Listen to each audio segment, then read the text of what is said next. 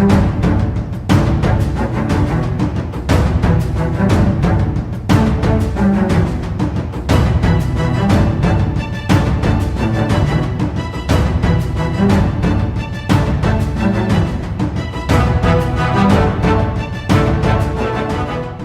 my peoples, what's up? Welcome to the One Stop Co-op Shop. Jason here, and today I have a playthrough of Sea of Legends. This one's the latest from Guildhall Studios. It is an open world style pirate adventure with an app companion. It is for 1 to 4 players competitive. I'll be having a solo playthrough here for you on the One Stop Co-op Shop. I am going to be playing my captain. The captain is going to go on adventures. I have my companions and an enemy over there. I have some crew and a ship, and I will be searching for treasure, trying to gain notoriety, but I will be harried by various factions, which the minis you will see over there. The board is very lively in this one. There's multiple factions that you have to kind of duck around in order to be able to get your treasure or have adventures or do all the things that you can do in this game. Happy to feature it on a solo playthrough. But before I get to that, let me tell you about the One Stop Co-op Shop. We are a gaming empire. We have this YouTube channel as well as the streaming channel, which is a companion to this channel. Go ahead and subscribe to both. Like this particular video. That would really help me out. We have a podcast. The podcast often launches 2 podcasts a week with solo gaming goodness as well as discussions that I have with various people around the industry. We do have additional tiers in the page in Discord accessible if you contribute to our Patreon. Patreon is the way that we help fund the camera, review copies, eventually go on a convention. So if you want to say hi to us there, go ahead and do so. And if you could do so by contributing to the Patreon, at least help us get there. And while we're there, just say hi. We would love to talk to you. So without further ado, let me go ahead and just go through the basic elements. I won't go through a full rules explanation because a lot of the rules will unfold as cards come out and enemies appear, but I'll tell you everything that you see, at least explain it in a basic way, and then get to a playthrough of Sea of Legends. So this is the main character area, and as I showed in the overview, this is the main character that I'm going to be playing. There are 4 possible characters. They're all captains, and they are all represented by a mini, and the minis in this game are looking pretty snazzy right there. So that is Captain Tan. In addition, I have my outfit, so to speak. These 3 darker blue characters are crew.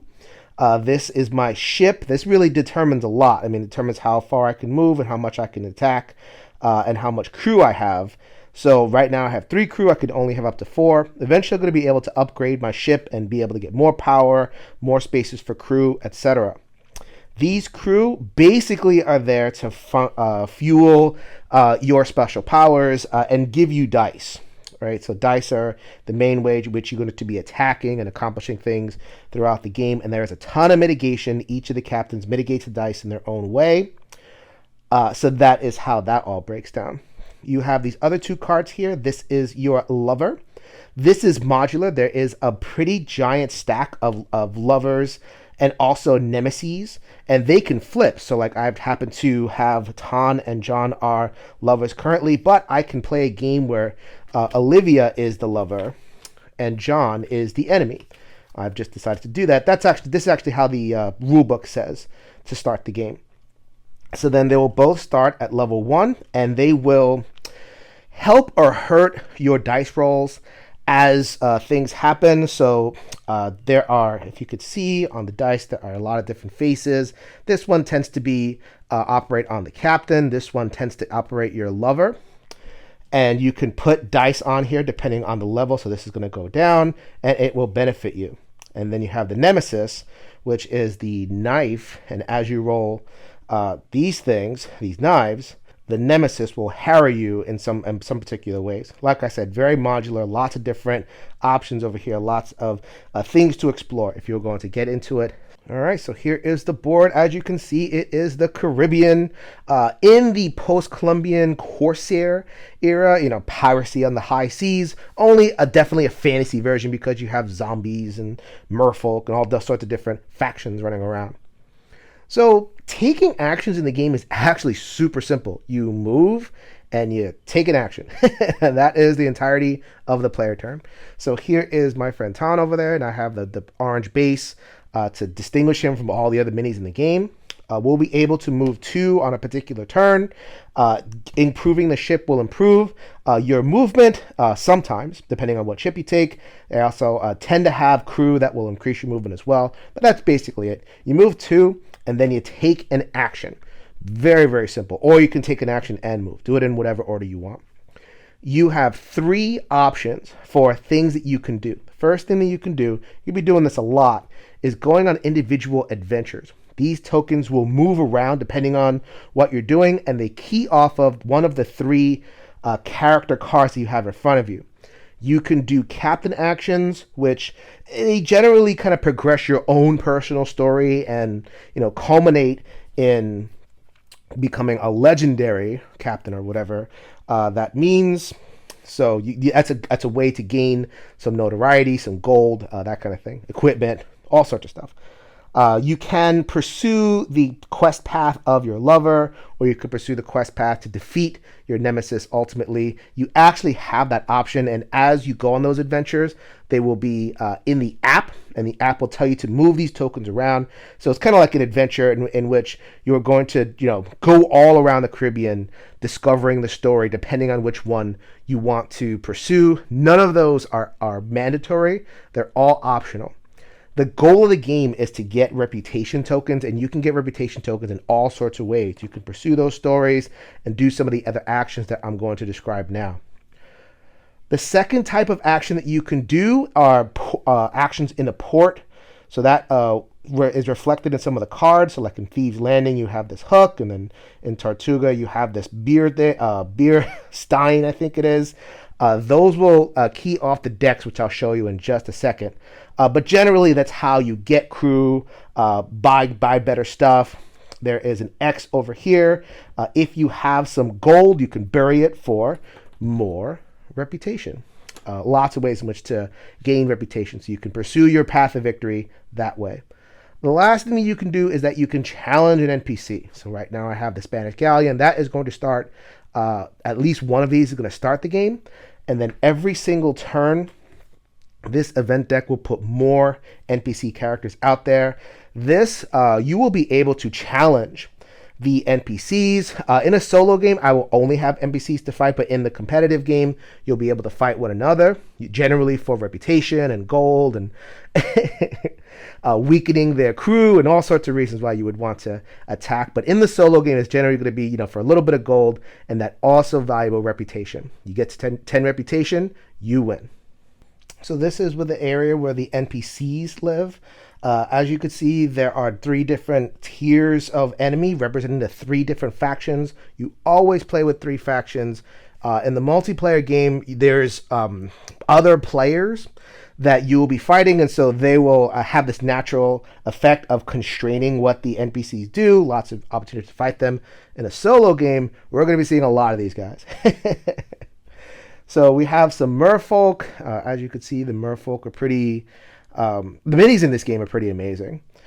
So they're holding their sickles or scythes, whatever you want to call them. Eventually they're going to summon, if I let them, the big baddie. And they have a victory condition. They are going to be going for these artifacts or relics or whatever it is. If they acquire too many of the relics, then this faction will win. The skeleton army over there, Children of Tlaloc, that is the mini for them, and they will coalesce and they will form kind of Transformer style, kind of Devastator, if you remember the old Transformers cartoon. So they'll come together and form this big guy, and the big guy will try to infest ports. So if they conquer ports, then this faction will win. And so the last faction over here is the Spanish Galleons. So they are ships that are going to populate the board, and important to note that they cannot win. They're in every single game. They're kind of the game's version of active resistance. They're always going to attack you. These other factions and also modular ones are going to pursue their own goals. These exist to attack. So part of the key of the game is getting them to fight each other. If they don't fight each other, they will quickly overwhelm the board and you won't be able to win. But if you can position them between turns so that they're fighting each other, then that's how you can manage the board and have your own character pursue its goals and pursue your own victory. The factions are operationalized by these decks over here, and this is where everything else in terms of things you need to learn about the game, I've put them over here. So these top 3 decks represent the 3 factions. They're generally relics. If you pursue your quests or other quests, they may point you to uncovering relics or kind of drawing from this deck. They contain different power-ups for the player depending on what you do and what kind of relationships you might even ally with some of these factions. There's a lot of adventure that is contained within the app version of the app adventures. This is the event deck. This is what operationalizes all those 3 factions. There are cards shuffled in with every single faction. Generally, you are going to place the different characters. Place 1 Undead Soldier, place 1 Spanish Galleon. That is how the board fills because you're going to do this every single turn. And this is also governs leveling up. So like the different factions can level up. They get stronger and stronger as the game goes on. You take tavern actions, and you are going to pull from this deck the kind of cards that you get.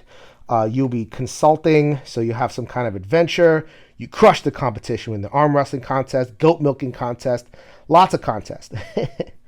You do the tavern action, but then it points you to something else. So you might get some kind of power off of a relic, and that is another way to get reputation.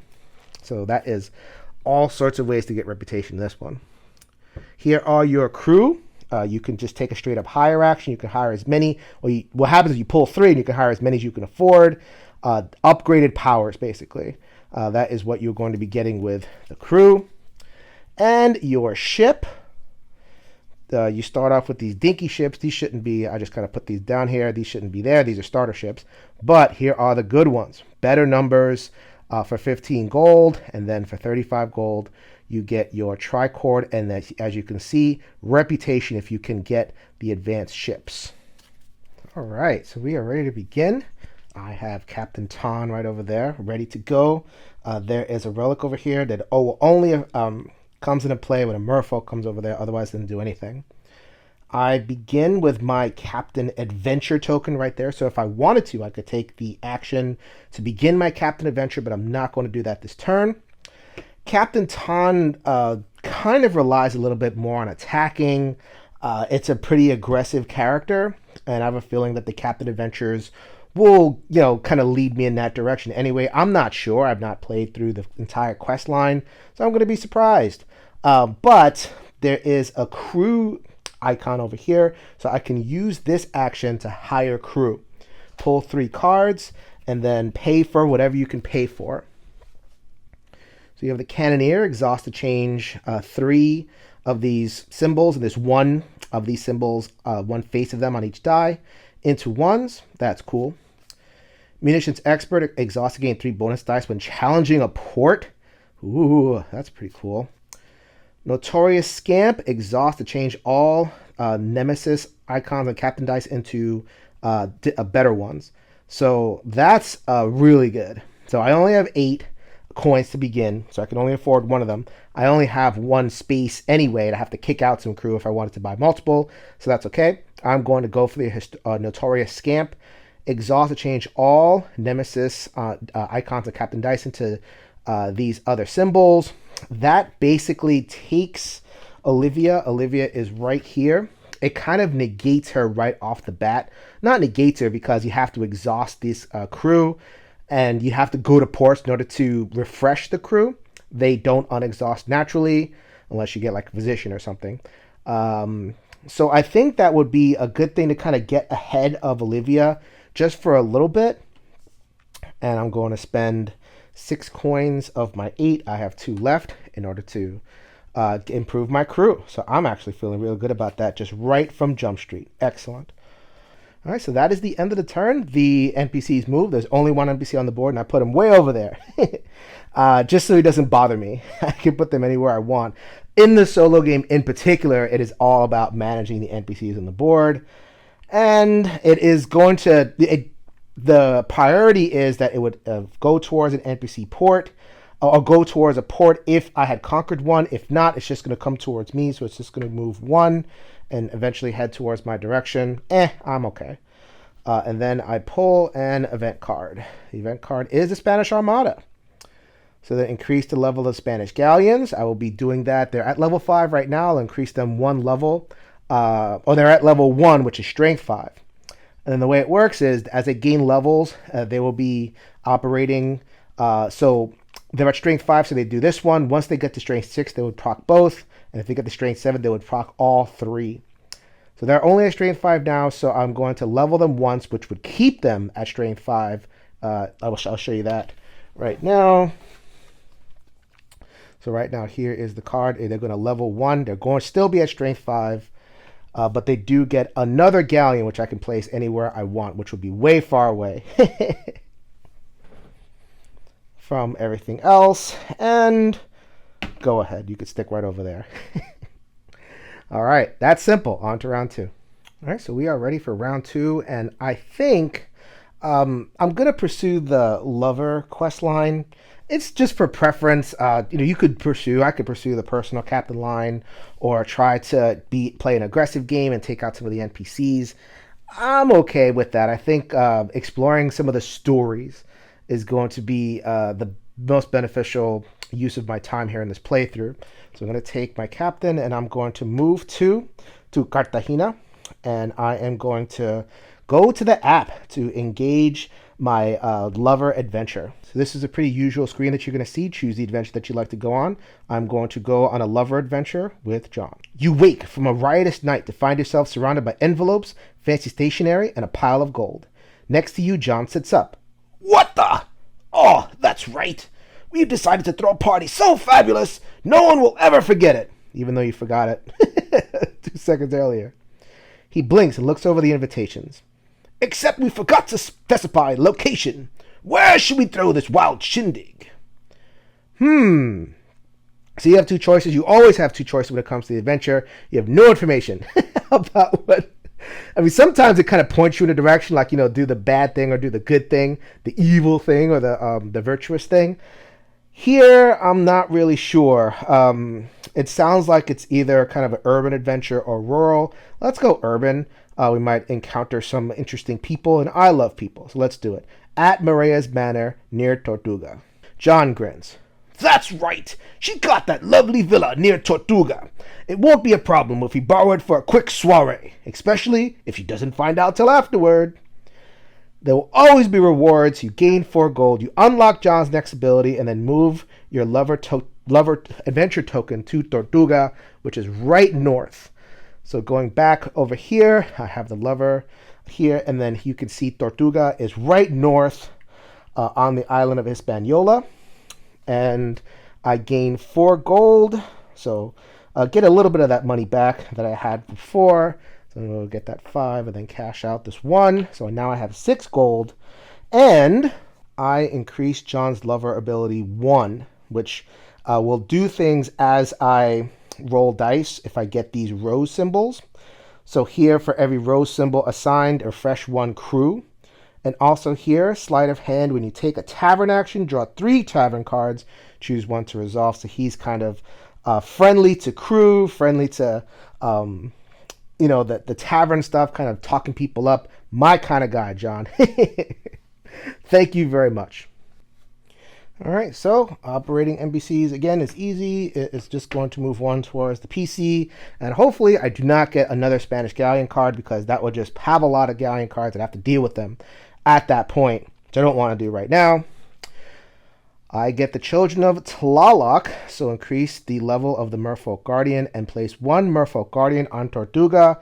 That actually works out for me because, let me go ahead and grab the Merfolk right there.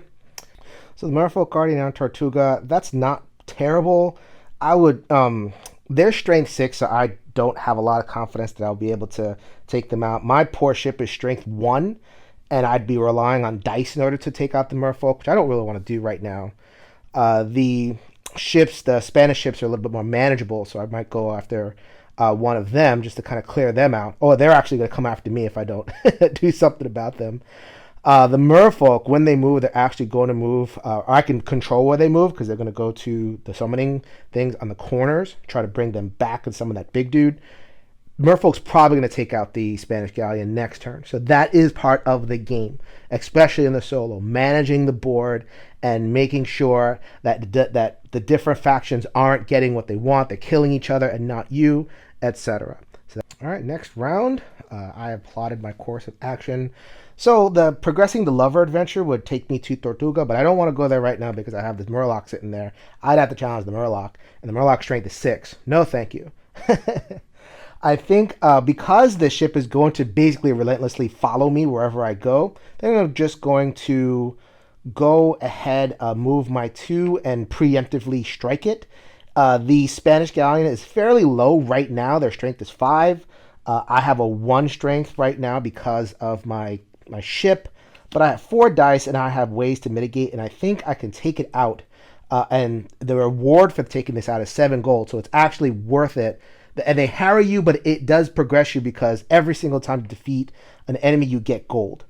So I am going to go ahead and roll just my dice. I could exhaust some crew to get some bonus dice, but I think I have enough to manipulate this and get myself to the extra 4 strength I need to beat this thing. Attacker wins ties. Oh, that was that was not great, but it does show you all the dice faces. Look at that. I got every single one. So Tan is turns Captain Dice into strength. So that is 2 strength right there. I would need to exhaust Notorious Scamp, which I'm going to do. So remember, the Notorious Scamp is the one I bought. Exhaust to change all daggers on Captain Dice into better faces. So I'm going to exhaust it. Did not want to do that, but I mean, rolling a knife is kind of inevitable. Just so you know, I would have to assign the knife to Olivia, and if you roll 1 or more, lose 1 strength. Get out of here. I need all the strength that I can get, so I'm going to manipulate that out. And I can assign this rose. So the rose I could assign to John to unexhaust one of my crew, but that's actually not going to get me the other strength that I need. So I'm going to use my quartermaster, which is exhaust to change a rose into a gear or a 1, in which case, again, Tan does the same thing. So right now I have 4 strength. Had to exhaust 2 crew to get it, but that's what they exist for. And I'm able to defeat this Corsair, or the Spanish galleon, or whatever that is. Wipe it from the board, goes back to the pile, and I get 7 gold. The other reason, and that frees me up next turn to be able to take a tavern action if I wanted to, or if I wanted to just go after Tortuga, I could do that as well. All right, so it is time to operate the NPCs. And so the rules are very specific, and this is kind of the essence of the solo game, at least the challenge of it. I get to choose the order of the NPC operations, and as I said before, I'm going to choose the Merfolk first. They're going to move here. Merfolk strength is 6. The Spanish galleon strength is 5. It's going to obliterate the Spanish galleon. And if I'm reading the rules correctly, it says the NPCs get any rewards from that stat card. The Spanish galleon, just like I got, would give out 7 gold. So I think the Merfolk over here is going to be sitting on 7 gold. So if I want that 7 gold, I can go ahead and beat that Murloc, and I would actually get that 7 gold. NPC is eventually going to, next turn, go to the Skull Point to go get its relic, but that's next turn. This turn, all I do is pull an event deck, card from the event deck, and see what happens. Dread's Hide. Increase the level of the undead soldiers. It is going to go from 3 to 3, just like the other NPCs did. Place 1 undead soldier in Claw Bay and Cartagena. Those are the 2 places where I happen to be, and they will move towards each other and try to form that Voltron character. So that is what's going to happen there.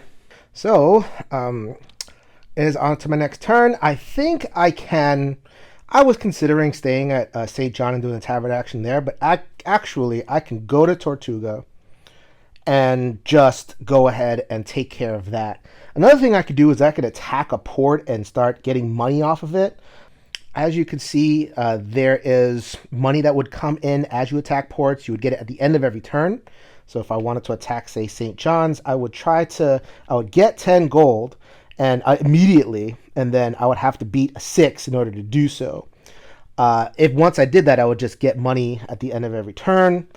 And it's a good action to do right now because I have no Spanish galleons. The Spanish galleons are generally annoying towards ports. The other creatures don't necessarily do that. They have their own things they're trying to accomplish. But I think for a couple of reasons, I'm just going to go to Tortuga, just be there, eventually do this action, and also the tavern action. What the tavern action is important for, not only I get the advancement because I have John, so I'd be able to pull 3 from this deck. The other thing that I can do is refresh my crew. I have 2 out of 4 crew that are exhausted, so I'm going to want to do a tavern action before I do anything. But let's go on the adventure. I might have to exhaust the crew because of the adventure, so let's just take care of that. You arrive outside Tortuga. Atop a nearby cliff, a stately manor overlooks the cove, while servants bustle about, maintaining the grounds. It's perfect! Now we just need to sort out a few details, like ownership. John says as a dagger appears in his hand. How do you want to play this? Do I want to be a brute about it, or do I want to bribe the staff? Challenge 6 is a lot, especially since I have some exhausted crew. Might have wanted to unexhaust crew. I forgot about that. You can, have some challenges right in the middle of the app. I have a decent amount of gold. I don't want to get into the habit of spending all my gold, but I'm not feeling great about the state of my challenges, so I'm just going to spend the 4. Get rid of one of my 5s. I now have 9 total gold there, and I'm going to bribe the staff. You march up to the manor and announce that Maria has graciously offered you the use of her manor for a party. Naturally, the house staff will receive all bonus pay for their assistance. As your crew begins handing out the gold, the major domo eyes light up.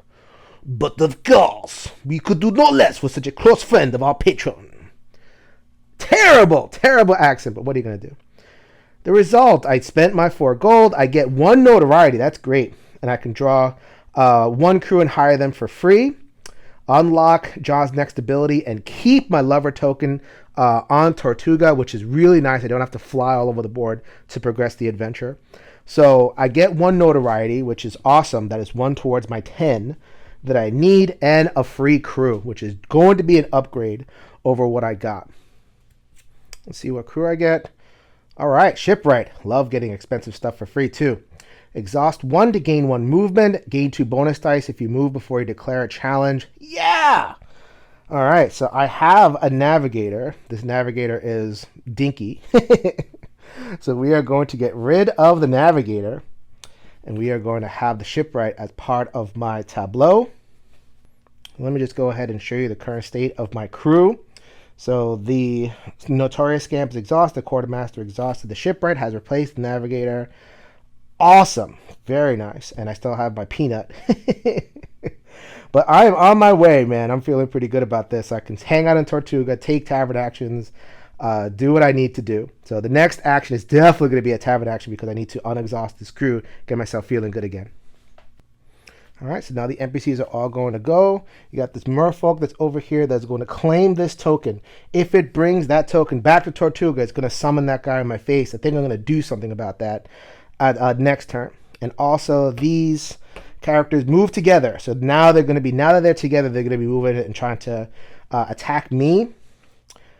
I hope that I don't get more of these because then that would distract me. I have to deal with that because I do not want the big guy to show up. At least I'm not ready for him now. Beating him would get me some reputation. So eventually, I might let him show up and beat him. But now I'm still working on stuff. So I'm going to want to try to thin this out as much as possible. I can't attack them. I might attack them. We'll see what happens. All right, so here's the next card. It's a Dreadmire card. Increase the level of the undead soldiers. So that brings them 3 to 4, which means I'm going to execute these 2 actions. Place one undead soldier on Smuggler's Cove and Nassau, and also another undead soldier on Thieves Landing. So the board is going to populate with these undead. I did not like that, but that is inevitable. You're going to get it. So here are 3 characters, and they are going to appear. One will appear on Smuggler's Cove, one will appear in Nassau, and one will appear in Thieves Landing. So as you can see, they are going to coalesce if I let them. Don't know if I want to let them. Next round. So actually, this was a fairly tough decision. I was off camera. I've been kind of staring at the board, calculating things for a little bit. There's a lot going on. These Dreadtide, the undead are kind of close together. Don't like that. I also have that Murloc up there at, where is this place called? Skull Point, Florida. They going to head towards Tortuga. They have their summoning stone, so there's just a lot going on here. I also have unexhausted crew. I thought I was going to do the tavern action, but I think what I would like to do is go on the offensive. So I am going to actually move 2 and go ahead and take that one out proactively. Does a couple of things. One, takes out one of those creatures, leaves the board to the undead, but I'm not that afraid of the undead right now. They're kind of scattered around. They're probably going to come together, but, you know, I think I can do something about that. So I'm going to go ahead and go on the offensive and go after this guy. So because I have the shipwright, just to remind, and this is kind of what gave me the impetus to do this, exhaust 1 to gain 1 movement, gain 2 bonus dice if you move before you declare a challenge. I will do just that. So I am going to get 2 bonus dice, so I'm going to be able to roll 6. And then I have my gunner to gain another one, so I'm actually going to be rolling 7 against this guy. Going to get its summon stone and the 7 gold and 8 gold for defeating it. So 15 gold if I defeat it, so it just became really enticing to do. Wow, that's a really good roll, actually. Really, really good roll. So I'm going to take the rose and I'm going to assign it, and that would unexhaust the Notorious Scamp. So I'm going to exhaust it again to change all knives that I have rolled into better dice. So that's exactly what gave me the confidence to do that. So I was able to assign something for John. I could take all these and make them better. So I'm just going to turn those into 1s. And that is plenty in order to deal with the menace of the merfolk. Going to defeat that person. I am going to take its gold. I'm going to get extra gold from defeating it. And I have this thing. That's going to drive them nuts. This doesn't do anything for me, but it basically paints a target on my back. So now when merfolk are summoned, they're going to go after me, or they can go after me. I can direct them a little bit. This is actually also management, because I can make them chase me, and I can kind of run them around and have them defeat NPCs. It's a really good thing to do. So bye-bye, merfolk. You're out of here. All right, so I also get 8 gold as a reward in addition to the 7 gold that was sitting under there. So I'm sitting pretty on gold. All right, so now I get to activate the NPCs, and there's only Dreadtide out there. So I can move them in whatever order I want. They only move 1. So, I mean, if I chose to move these, they would just kind of collapse and form the big creature right there, but I don't need to do it that way. So I can move these 2 over here. So now this one is equidistant now. So instead of moving them all together, now I just move them wherever I want as long as I obey the movement rules. So this one is going to move over here. This one is going to move. I don't mind if these 2 hang out together, so I'm just going to have these ones move together. They're going to be over there. I think I can, with what I'm doing, I can kind of take care of this whole scenario and prevent them from coalescing, depending on what the event deck gives me. So that's all what happened over there. And I get to pull from the deck, which is another Children of Tarlok. Okay. So increase the level of the merfolk. They're going to go up to level 7, so I do 2 of them. So I can place 1 merfolk in Tortuga and 1 merfolk in Claw Bay. So that is going to happen right now. All right, so here are the 2 merfolk. 1 in Tortuga, 1 in Claw Bay. And I assume that the 1 in Claw Bay just claims that particular piece, and they're going to try to move it to Tortuga in a couple of turns. All right, so I am back for another round. One thing I slipped my mind, but I can do it now. I actually get another reputation for having 10 gold total worth of crew.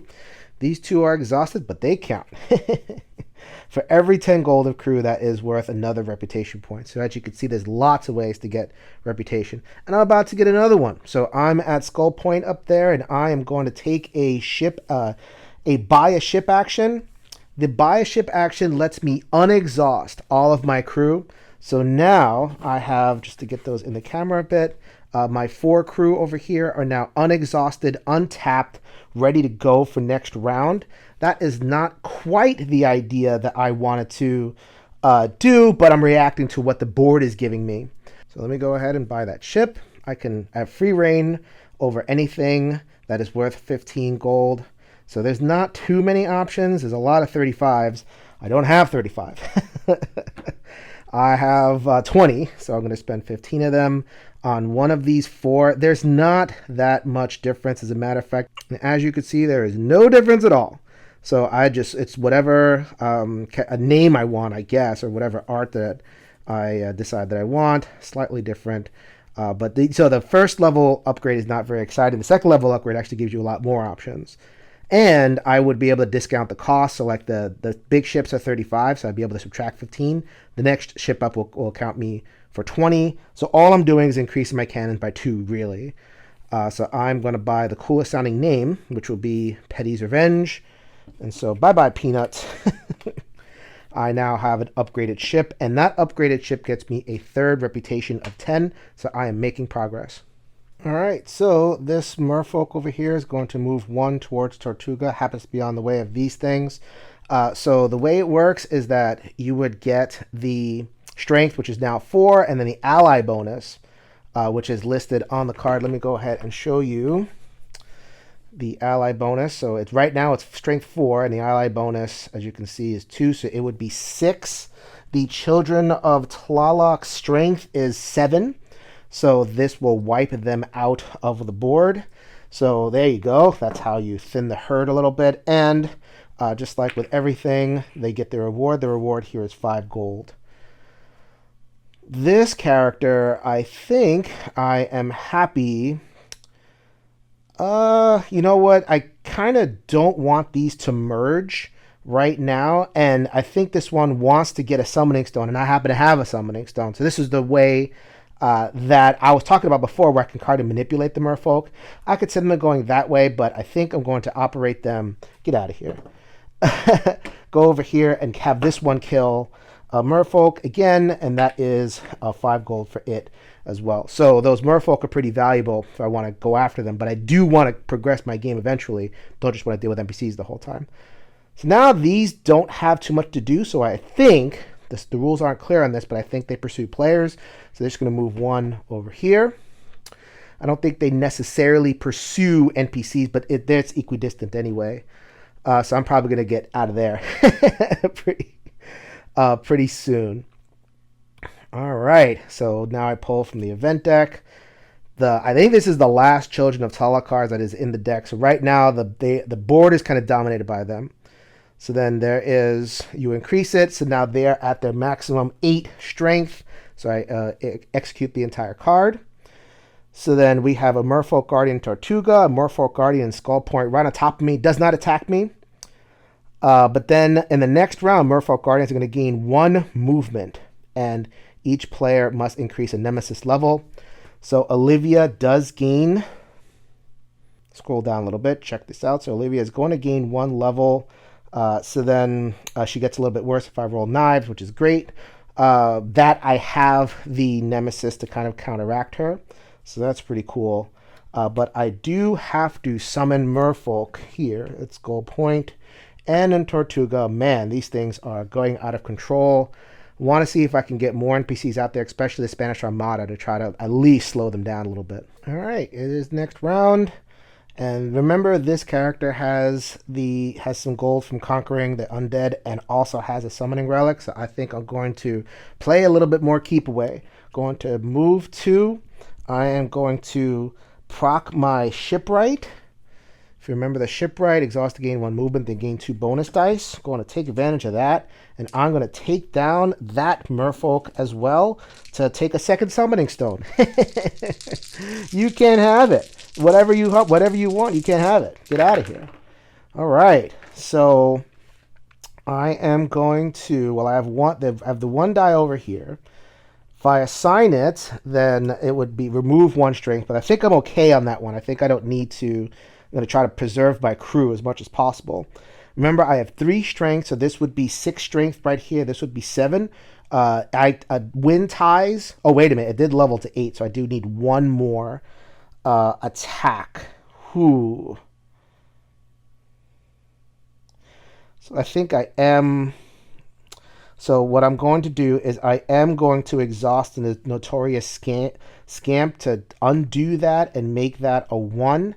And then assign this dice to refresh the Notorious Scamp. So I've only used the shipwright, and I've used these other dice. I have 3, 4, 5, 6, 7, 8. The strength of this is now 8, so I would win the tie right there. I conquer it, and then I get a second summoning thing. That's really cool, and I also get the 5 gold, but I don't think that's going to matter.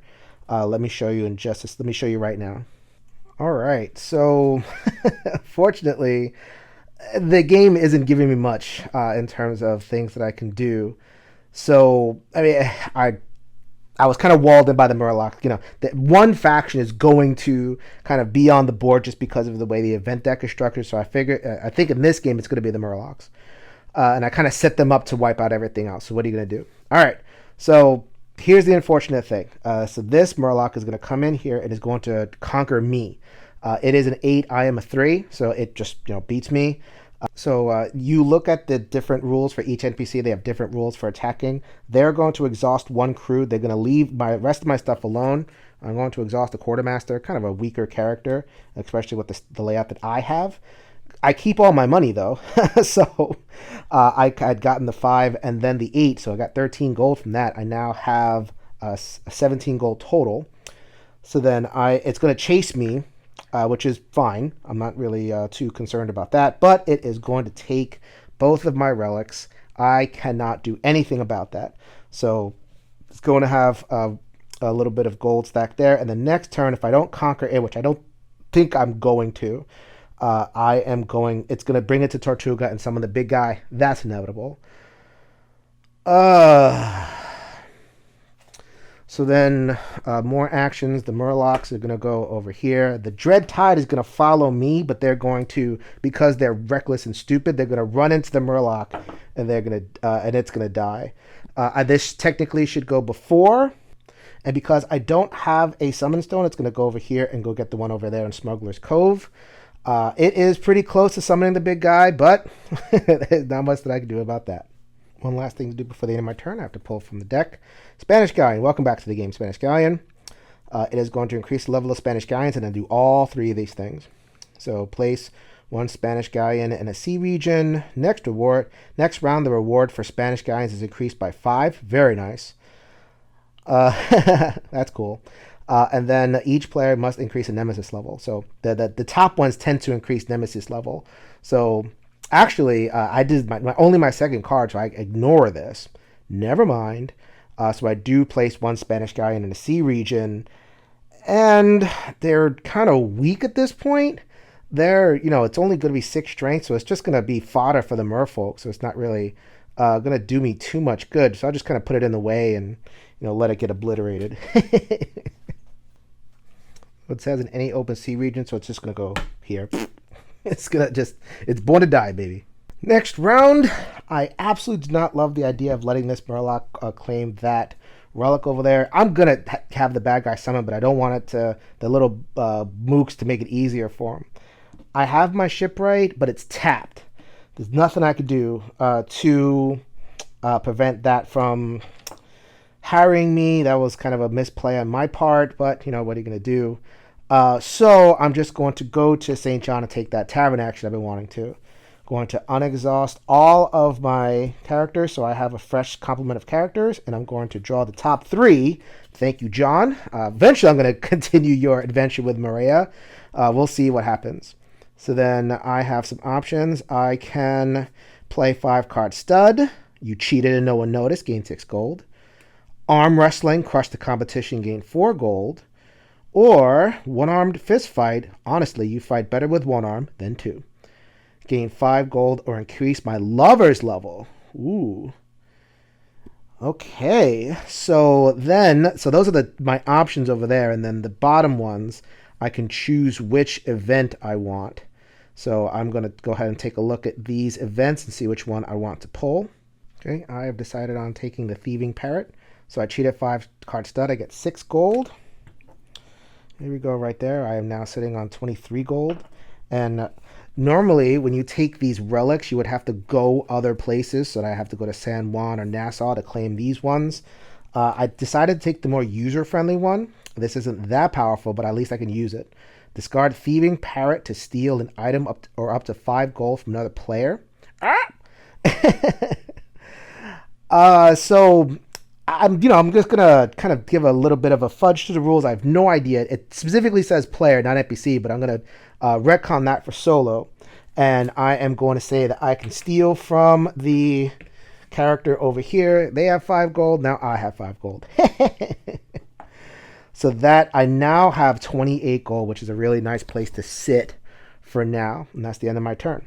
So then the Murloc was going to go over here and claim that relic, which I'm not happy about, but they can't do everything. Before the Murloc goes, I was always intending on doing this. That Spanish guy is just going to come in here because they have to move, and they are going to die to this guy. So that one is going to claim its money, which is 7 gold. Go ahead and put that way. The strength of the Spanish Galleon right now is 6, which is weenie, compared to this guy, which is 8. So and this board is basically going to be Murloc heaven. They are the strongest faction. They got their cards out first, and they kind of have control of the board over there. So I'm fine with that. That's not too big a deal. All right, so they're both going to go into Tortuga, and because they are able to take 2 relics into Tortuga, here comes Tetsuwatl. I think that's how you pronounce it, Tetsuwatl. She has claimed 2 relics. If I defeat her, then I would get all this extra reputation for defeating her, but she's very hard to defeat. She's 10, and I believe she gets another one for every reputation every relic she has, and she's about to get 3. That's not very cool. All right, I pull an event. It's either going to be the Spanish or the Undead. It is the Undead. So increase the level of the Undead soldiers. They're at their max, which is 5 for now. I place 1 Undead soldier on Bridgetown, Cartagena, and San Juan. And also, next round, Undead soldiers gain +1 movement. Each player must increase in Nemesis level. So that my Nemesis level is at maximum. I could have mitigated that by going on Nemesis Quest. But as you could see, the solo game doesn't really let you explore the adventures. You're really managing the factions. I think I've done a good job of managing the factions, but that's kind of all I've done.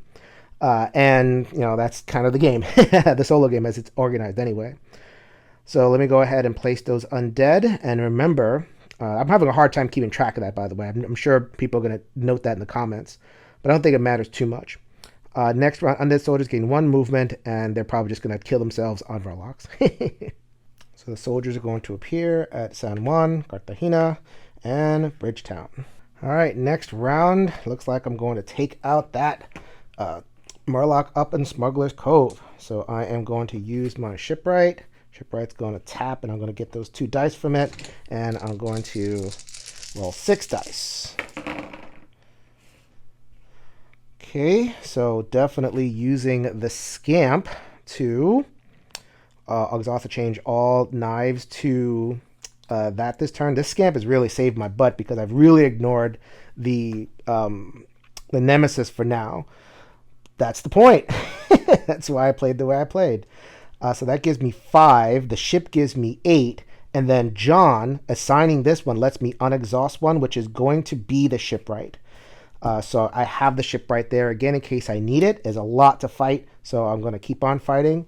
I go ahead and I claim this, and I claim 8 more gold from the pile. I now have 31 gold, which is a really nice place to be.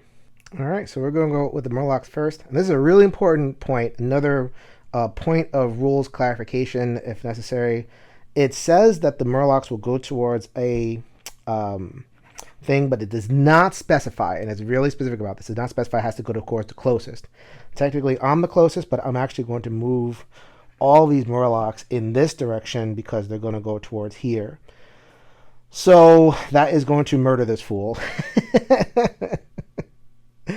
He had no chance. So, all right. So the next thing that's going to happen this turn, because of the event deck, the soldiers have extra movement. So this one's actually going to go towards it and obey its movement order. Now there's two of them together. There are no more skeletons out there, so it's going to move towards me. So it's going to mindlessly walk towards the Murlocs and get completely obliterated. And then 5 gold is going to be claimed by one of them. And it's probably going to be claimed by Tetatwaddle, whatever his name is, but that's okay. So they are slowly moving towards their objectives. And since I have one of them, I'm going to be able to eventually take them on their merry chase, but they're probably going to want to claim this one first. As a matter of fact, a little bit of a retcon, just to make this more exciting. Let's say that this creature and one other moved over here, and they're actually chasing me. So the chase is on. All right, so state of things. Here is Intrepid Ton up there. There is a massive monster trying to get my relic. I have another monster split off that's going to try to claim this Bridgetown relic. That feels very organic, and I am going to be on a merry way right now. So I have the 2 relics it has over here. I can't claim these. It's just there to indicate that Tetatwaddle, I think, sure, Tetatwaddle has it, and its strength is actually increased by 1. So instead of just 10, it's 12. Possible to beat right now for me. I haven't invested enough in my crew. That's where you get a lot of the strength from, extra dice, all that kind of thing. All right, so I'm gonna go scamper away. Woohoo! I am going to go to Nassau and I'm gonna conquer it and make it mine. Right now, there is nothing out here that can challenge the ports. They don't care about ports. They only care about relics. So, and they're really killing everything else that would care about ports. So I'm not worried about conquering ports at all and being able to keep them. So I'm going to turn my shipwright, and I only have to make 6. All right, so here I go. Hopefully this doesn't do too much bad to me. That looks pretty good. I have right now 2, 3, 4, 5 strength out of the 6 that I need. Let's go ahead and put that in the camera a little bit better. I did roll 1 knife. So I'm going to use that knife. I'm going to use the knife to reclaim the scamp. The scamp I'm going to tap once again to turn this knife into a 1. So that's 2, 3, 4, 5, 6. That's exactly what I need to conquer Nassau. I have conquered Nassau. It does not get me a thing immediately or any kind of reputation, but it does get me 2 gold. As long as that's there. So I'll end my turn, and I'm going to get the 2 gold.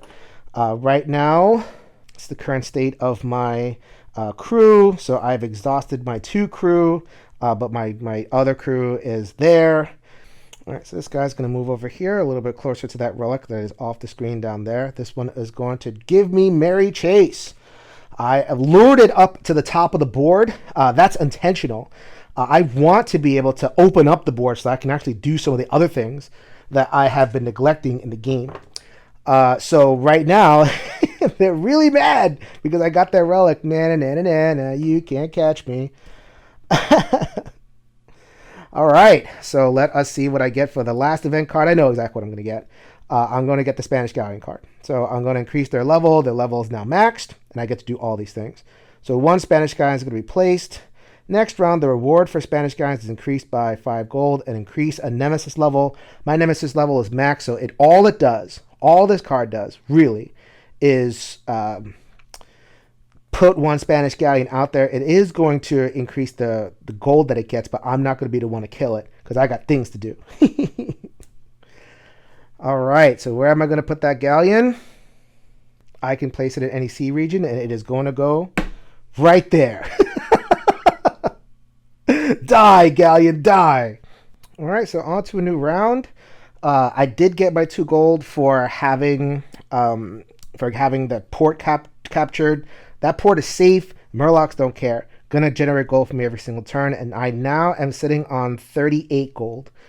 So just keep that in mind because it's going to be really important as I push towards the end game and get some more reputation. But I have finally cleared out Tortuga, so here we go. I've not forgotten about you, John. Let's go on a continued adventure. At the Commandeered Manor, the party is in full swing. Scoundrels of all stripes guzzle rum and swing from chandeliers. John sidles up to you, looking tense. I don't want to kill the buzz, baby cakes. But Mireya just landed is on her way here. She is not alone. John gulps. Maybe we could just play it off as a surprise party, you know? Forget about the ruse. I can challenge Mireya or welcome Mireya home with a surprise party. I'm not very equipped for fighting right now. So we're going to do the surprise party. Let's see what happens. This might be terrible, but who knows? You meet Mireya at the front door with a smile and a drink. Surprise! We thought we'd throw you a little homecoming party for you. Mireya stares around in astonishment. A party? For me? Slowly she smiles. Mireya lowers a pistol and cracks a smile. Well, aren't you a charmer? Here, I thought I was headed into another bloodbath. She takes the drinks, raising it high. To my 2 favorite future bounties. Result. Discard the wanted poster. If I had it, I would have discarded it. +1 notoriety. Unlock John's next ability. Remove your lever adventure from the board. So I have finished John's quest line, which is unfortunate because I didn't actually level him up. I have a feeling that if I had made different choices, it would evolve a little bit differently. But what are you going to do? +1 notoriety is good. I'm at 4 notoriety. Yep, that's the end of the quest line. What are you going to do? Go ahead and remove that from the board. And now I just have other things to do on the board. All right, so the first thing I'm going to do is operate the NPCs. Blah! No, Spanish galleon, get out of here. So it is going to claim the reward, and it's actually going to claim another 5 gold because that was the bonus from the event card from the last turn. This one's going to move and acquire this stone and then has to bring it to the actual creature. Can't just bring it to Tortuga anymore. So this one is going to be pretty busy, and I'm going to make sure to keep these two separate as much as possibly can. So that is definitely going to happen. So then that was the end of the event deck. I'm going to shuffle this up, and I'm going to see what else I get. I think I have things managed. The Murlocs are, because I'm playing like a speed game, this is not the only type of game that I could play, but I'm playing kind of a keep away speed game and letting the Murlocs kill everything. So that's kind of been my motif so far. Another Children of Sala card. It is not going to level anything because all the NPCs are maxed.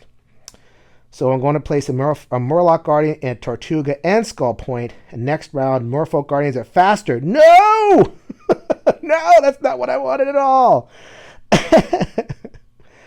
Oh, well, I'm going to have to just play that out, see what happens. So 1 in Tortuga and 1 in Skull Point. Here are some more Murlocs. They are going to go over there. The board is full of Murlocs and nothing else. What is a boy to do? All right, so the 1 extra movement is really putting me in a bind. This really hurts. I think looking at the geometry of the board, I only have 1 move. So I am going to exhaust my gunner. I'm going to get a bonus die.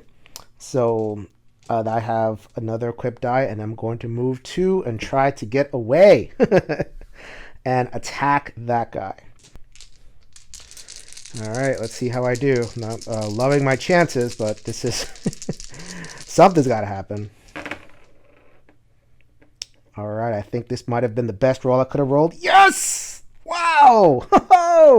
I needed to get at least a 2 in order for the math to work. So I got 2, 2, 4, 5, 6, 7, and then my ship is strong 8. Did not roll any roses or any knives.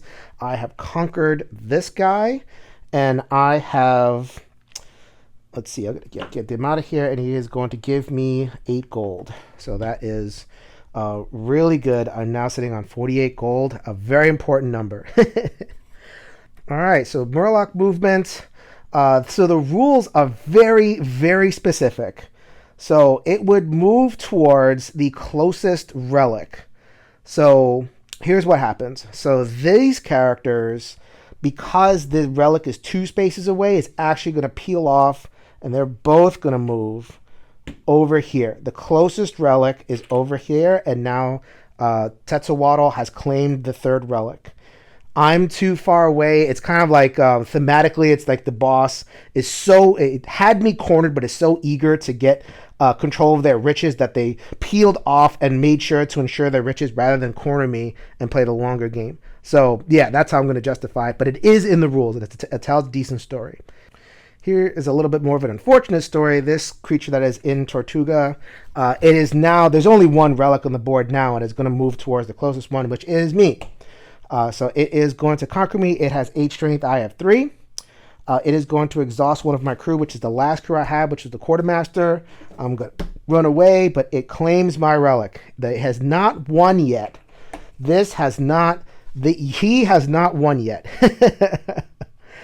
As you can see, I have kind of set things up so that they are at maximum distance away from one another.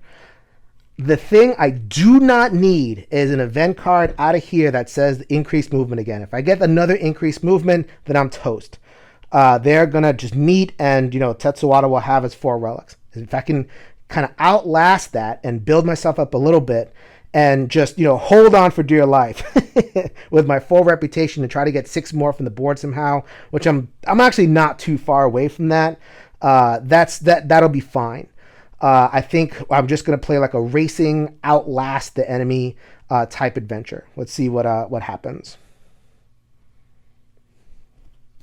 Come on. All right. Dread Tide increased the level. I don't have to worry about that. I just have to place the soldiers at Bridgetown, Cartagena, and San Juan. And then next round, undead soldiers gain +1 movement. I don't think that's going to be too bad. And my nemesis is already at maximum level, but I've definitely kept them in check with the Notorious Scamp and my lover John. All right, so it is in Bridgetown, Cartagena, and San Juan. I have a feeling that they are not going to be too long for this world. Next round, I am going to, as much as I would love to get that Murloc right now, I think I have a little bit of time. So I'm going to go to Claw Bay over there, and I'm going to take a port action. So port action lets me unexhaust all of my crew. Now I have a fresh set of crew, and I get to draw 3 crew from the deck and buy as many as I want. Let's see what I got. Cannoneer for 5 gold, exhaust to change up 3 of these into ones. It's actually pretty bad with Tan, because Tan just does that naturally. I guess this is for other people, so enough for you. All right, Privateer, exhaust to change up to 2 roses into ones, and also Bard, exhaust to gain 1 bonus die for each lover ability. Yes! I invested in the lover, so that is 3. That would be 3 bonus dice to exhaust the Bard. I'm going to buy both of these. All right, so that is 10. Going to get rid of the Gunner and the Quartermaster for nothing. Now I have the Bard and the Privateer.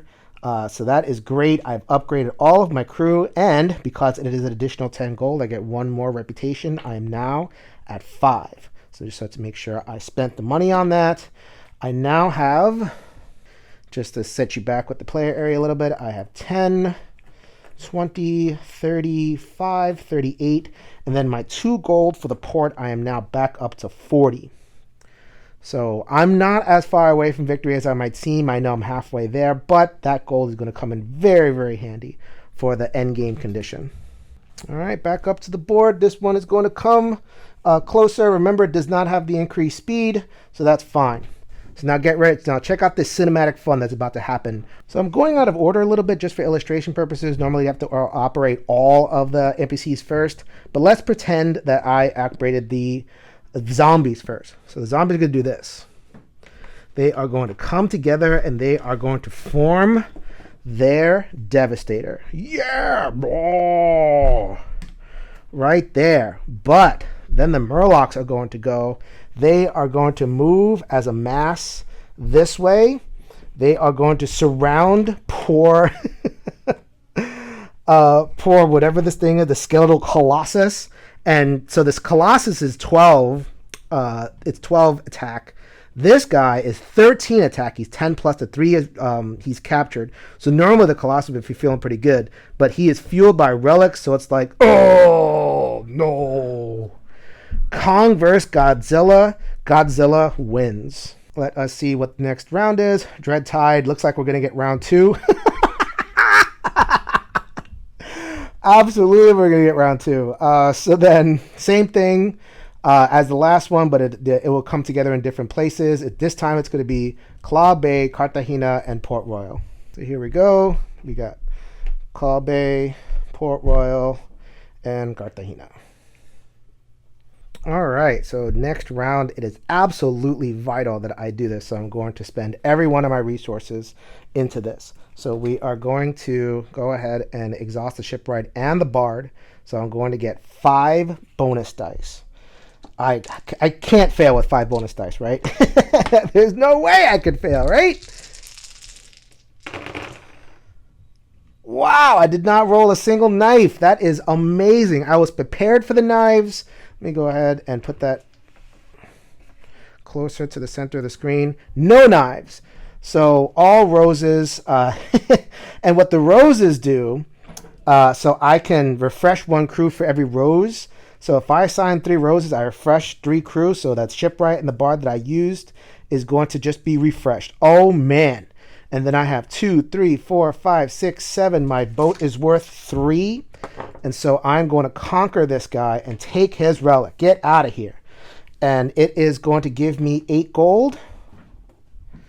So then I have 8 gold, more for the pile. And then I'm going to get to 2 more gold from the Nassau port that I have. So that brings me to 50. I have 50 total gold. That is going to be amazing.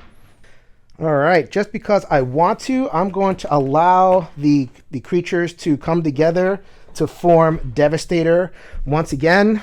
There you go. Yeah, I know, Devastator is like a 30-year-old reference, but get out of here, millennials and Gen Z. I don't care.